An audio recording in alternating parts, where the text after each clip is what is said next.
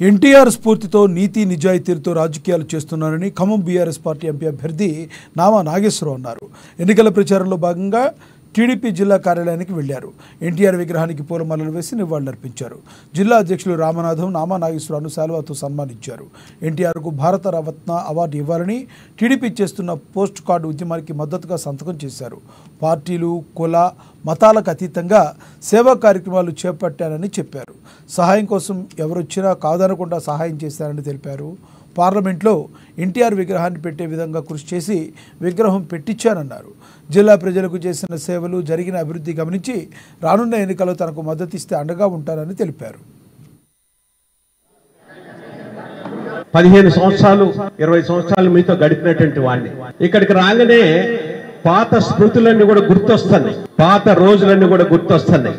మనసు ఏ విధంగానైతే పాత రోజులు ఇక్కడికి వచ్చినప్పుడు దానికి తగ్గట్టుగా కొన్ని ఇక్కడ పెట్టినటువంటి ఇవన్నీ చూస్తే ఇదంతా కూడా ఒక చరిత్ర.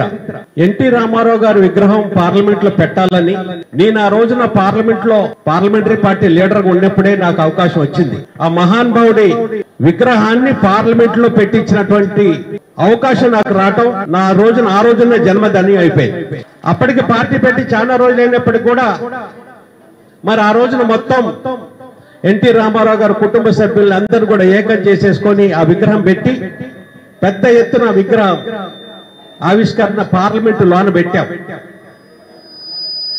ఇక అటువంటి స్మృతులు ఎన్నో ఉన్నాయి. ఇవాళ కనుక చూస్తే ఎన్టీ రామారావు గారి స్ఫూర్తితో అదేవిధంగా చంద్రబాబు నాయుడు గారి పిలుపుతో ఆ రోజున నేను రాజకీయాలకు వచ్చిన. మనందరం కూడా గత 15-20 సంవత్సరాలు కలిసిమెలిసి పనిచేసిన